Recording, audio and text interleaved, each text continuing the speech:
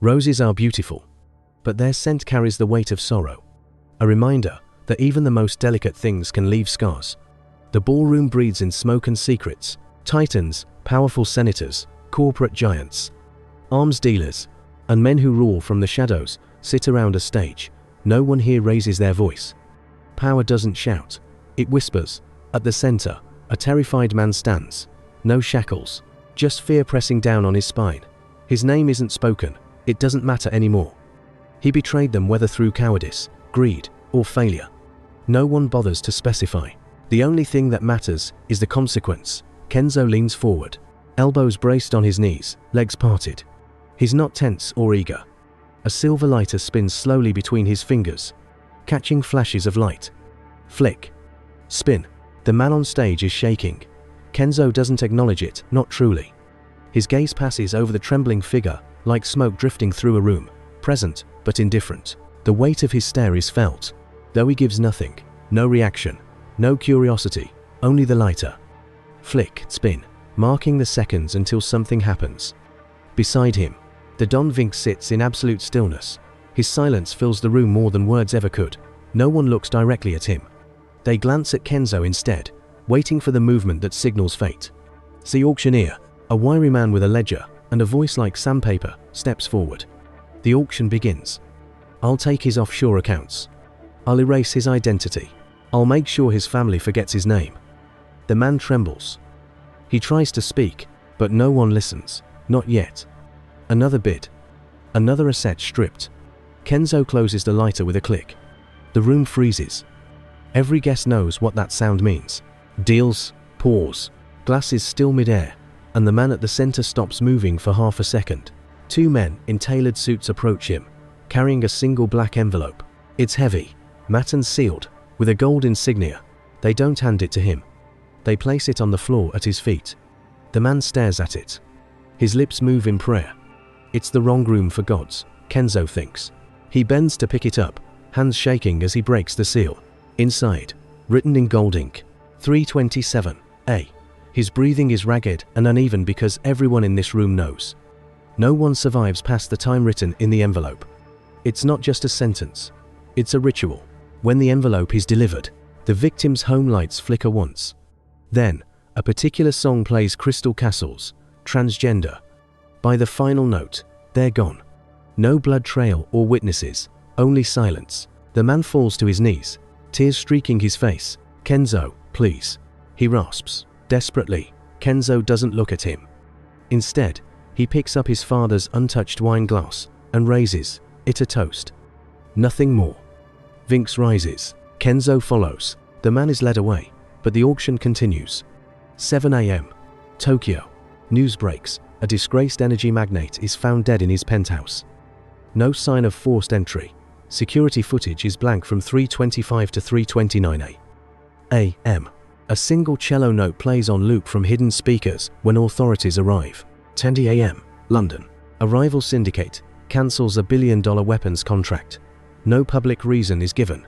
Privately, an informant deletes every message involving the Don's family. They scrub themselves clean before they're scrubbed out. 7 a.m. DC. A senator who was at the auction resigns abruptly. Personal reasons, his statement says. That night, his mansion is dark. The staff gone. His name won't appear in any more conversations. No bullet were fired, no spectacle.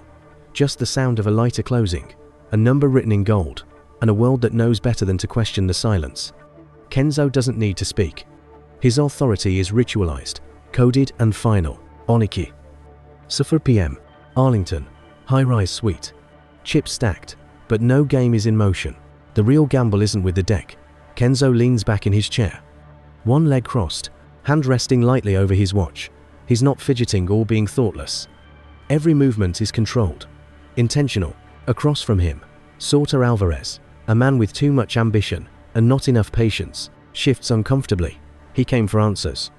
He'll leave with consequences. Kenzo doesn't speak. He lifts his glass slowly.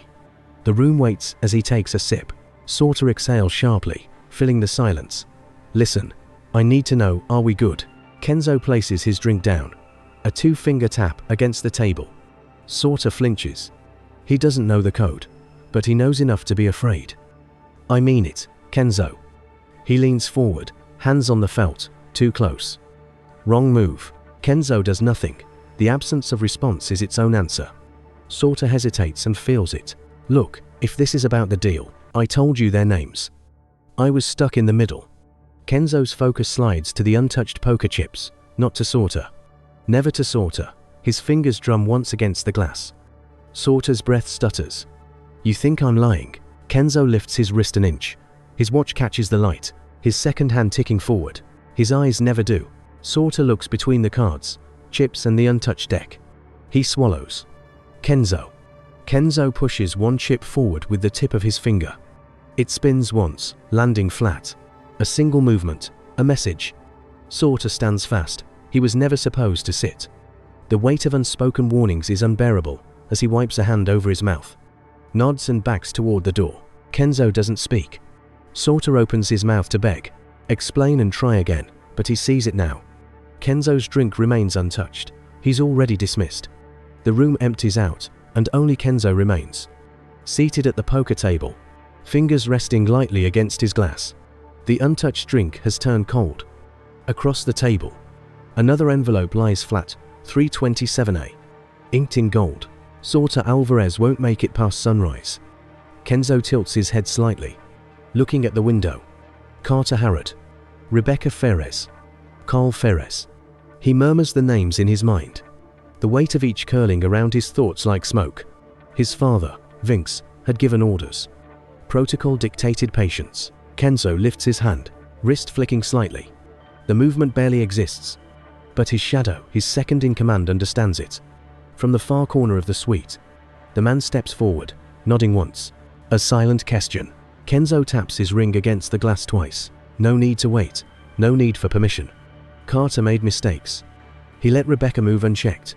And Carl forgot who watches from the dark, even when the lights are on. Kenzo exhales slowly through his nose, rising. No words or confirmation needed. The decision has already been made. Tonight, he moves himself.